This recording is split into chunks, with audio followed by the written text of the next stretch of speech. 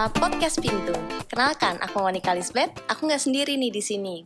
Aku kehadiran aktris muda yang nggak cuma berprestasi, tapi juga bertalenta. Nah, dia nih juga sering tampil di layar lebar maupun layar kaca. Siapa lagi kalau bukan Estelle van der Linden. Hai Estelle, apa kabar? Kamu lagi sibuk apa nih kegiatan akhir-akhir ini? Baru aja kemarin balik dari Bali. That explains my tan skin ya kan. That looks good. Kemarin syuting sebulan di Bali. Oh, I see. Kamu kemarin syuting film lagi proses atau? Iya, syutingnya sebulan tiap hari. Wow. Under the sun. Wah, pokoknya di Ubud sih kita syutingnya. Jadi walaupun panas tapi tetap nikmat gitu rasanya. That's good. Sejak umur berapa kamu terjun ke dunia entertainment?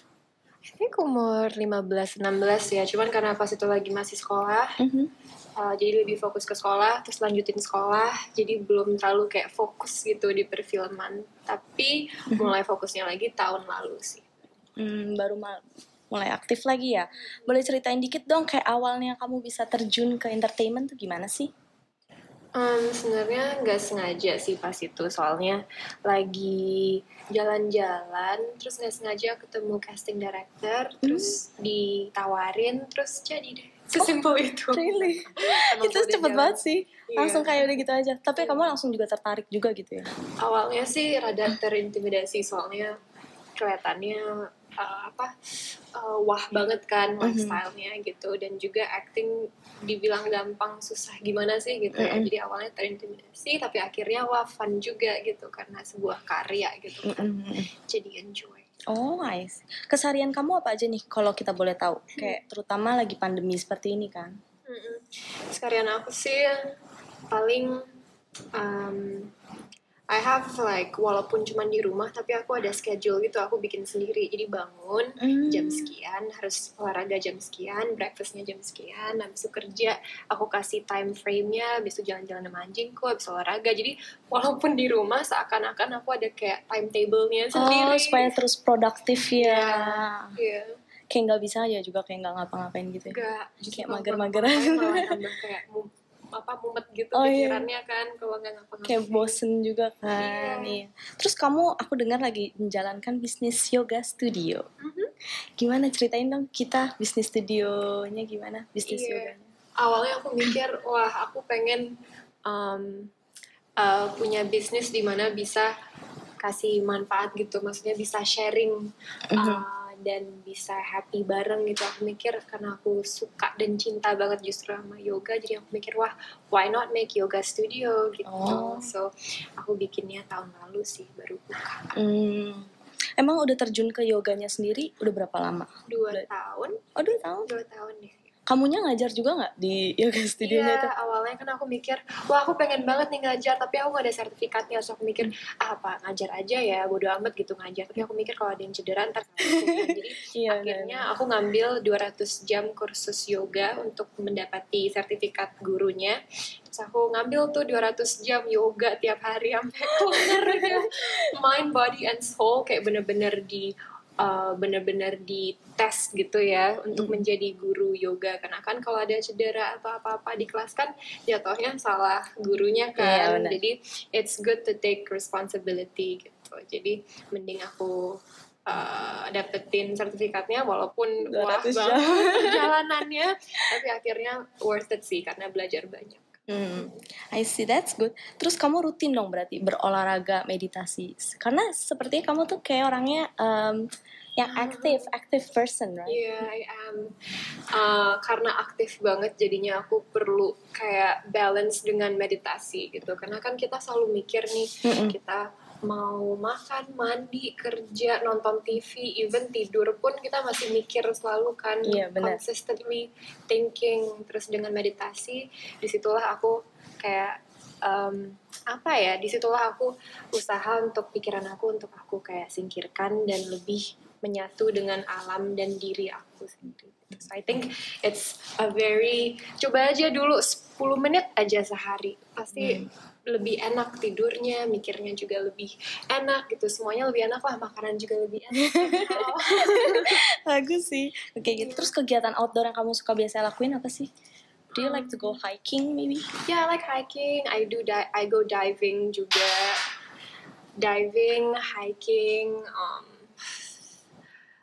motorcycling, banyak lah, pokoknya semua outdoor sport pasti aku lakuin. Dengan kecil tapi mampu kok semua aku lakuin. Iya, bukan batasan ya itu ya. Enggak, bukan batasan. Nah, kita kan para wanita nih biasanya suka gemar shopping, belanja. Kamu juga nggak suka belanja peralatan olahraga mungkin maybe? Because you seems like a very active person. Mungkin kamu suka beli kayak yoga mat atau... Iya, oh my god, dari peralatan penting sampai nggak penting, apalagi di masa pandemi kayak gini, aku beli semuanya. Oh my god, banyak banget sih, sampai aku tuh harus kayak I have to talk to myself, Estelle, ini butuh atau pengen, yang mana nih, kan? Dari kegabutan aku jadinya kayak nggak tahu perbedaannya apa gitu. But ya dari segala macam sih, peralatan rumah, olahraga, makanan sih paling banyak. Makanan ya. Nah terus kalau misalkan nih me time versi Estelle tuh yang kayak perfect menurut kamu tuh yang kayak gimana sih? Kan pasti kayak ada ciri khas. Me time aku kayaknya ngegambar kali ya. Oh, really? Iya, soalnya kalau lagi gambar tuh apa ya? You just focus on one thing. Baik, semua orang kan punya beda-beda medium di mana mereka kayak lebih kayak fokus dengan satu hal gitu. Menurut aku gambar ngebantu untuk aku cuman nggak mikirin outside world, terus kayak cuman mikirin apa piece aku. Gitu. Oh, kamu berarti termasuk orang yang sering nggak ngegambar? Kalau kayak ada free time? Iya. Enggak, aku cuman gambar kalau hujan. Jadi kalau nggak hujan nggak bisa gambar, nggak tahu kenapa. Jadi kalau kayak sunny gitu kamu nggak bisa gambar, kayak nggak ada inspirasi? Nggak. Kayak nggak luas gitu tangannya. Kekuatannya kayak dapat dari hujan. Nggak tahu, kalau lagi hujan tuh rasanya pengen mellow gitu kan rasanya. Terus dengan kemelowan kayak gitu. Dengan kemelowan itu aku mengekspresikan lewat ini gambar. Lewat gambar. Kamu kan aku dengar juga berinvestasi di kripto. Nah, bagi yang belum tahu nih, Estelle ini tuh juga salah satu pengguna Pintu. Nah, sekarang aku mau tanya nih, kayak awal mulanya bisa berinvestasi di kripto tuh gimana sih ceritanya? Jadi, kunci kata kripto Bitcoin itu aku udah dengar dari beberapa tahun lalu ya. Cuman aku nggak pernah menanya apa itu cryptocurrency, nggak pernah.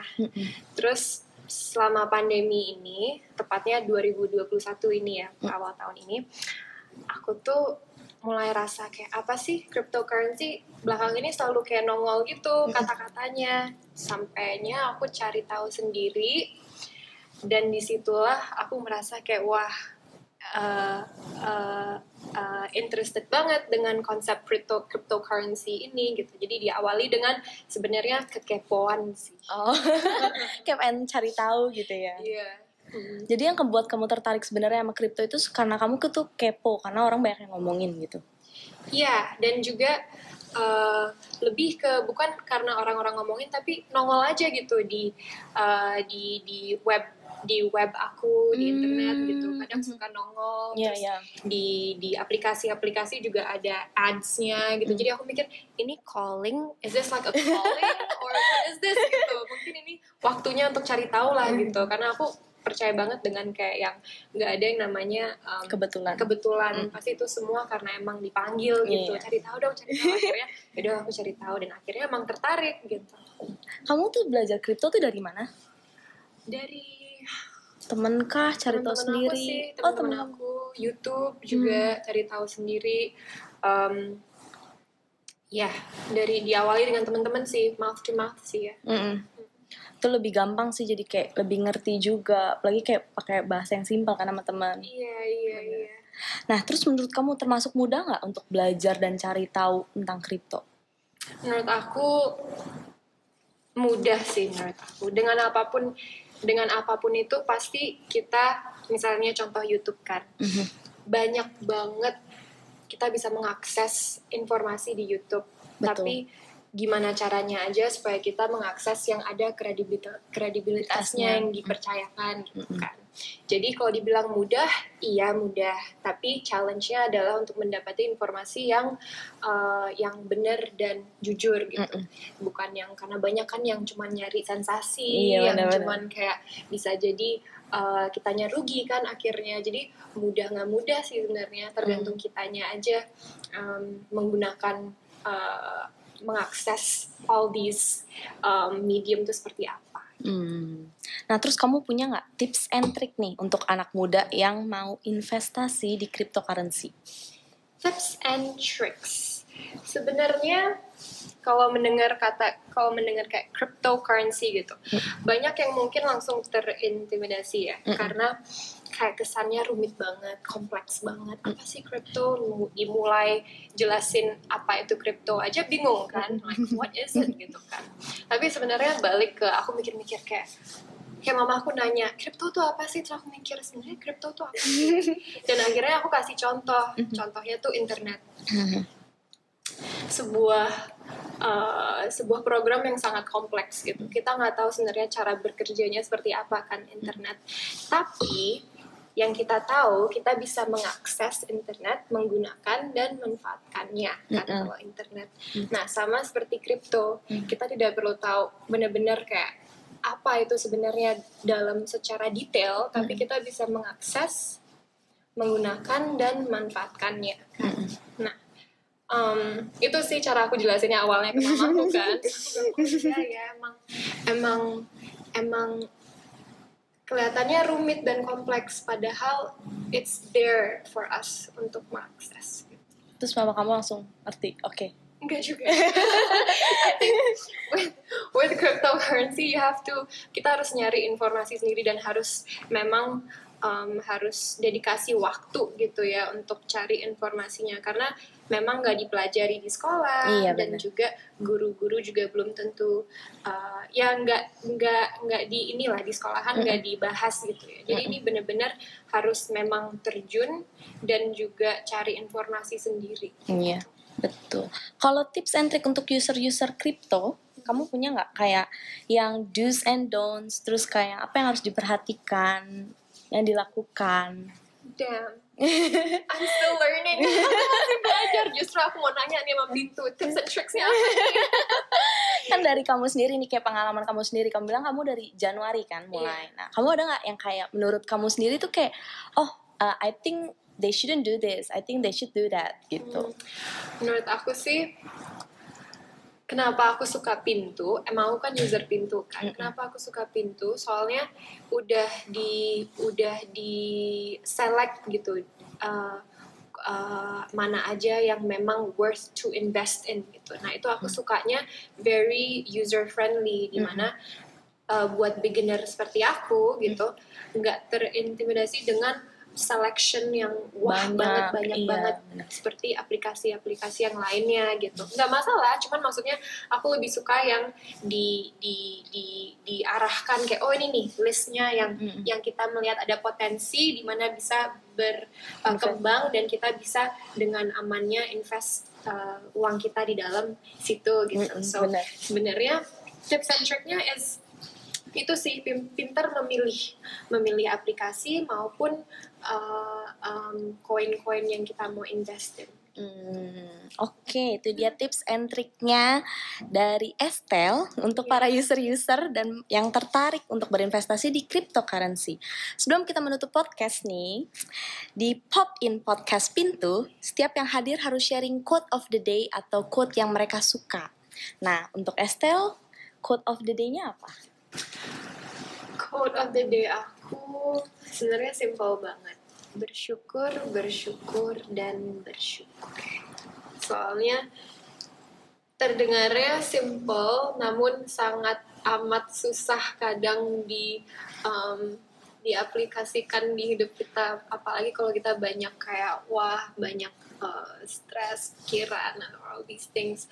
Jadi menurut aku itu doang sih, kalau lagi senang, lagi happy, lagi marah, lagi emotions apapun itu, bersyukur dan bersyukur. Bagus banget quote of the day-nya ya. Selalu bersyukur intinya. Nah, terima kasih Estelle. Thank you. Dadir, sukses karir dan plannya. Thank you for having me. Jujur aku emang aku yang malah justru yang kontak Pintu kan soalnya pas itu, karena aku soalnya ini banget ngefans banget dengan aplikasinya, sangat simple, beginner friendly banget,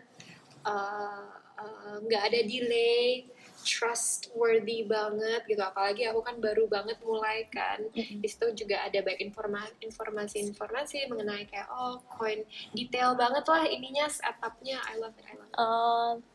Thank you untuk datang. Thank you. Nah, kita akan kembali lagi dengan bintang tamu yang gak kalah serunya. Podcast kita bisa didengerin di Spotify, Popin Podcast Pintu, dan tentunya di channel YouTube Pintu. Jangan lupa untuk subscribe, like, comment, dan share. Semoga kalian terhibur. Thank you for watching and listening. Sampai jumpa di podcast berikutnya. Bye!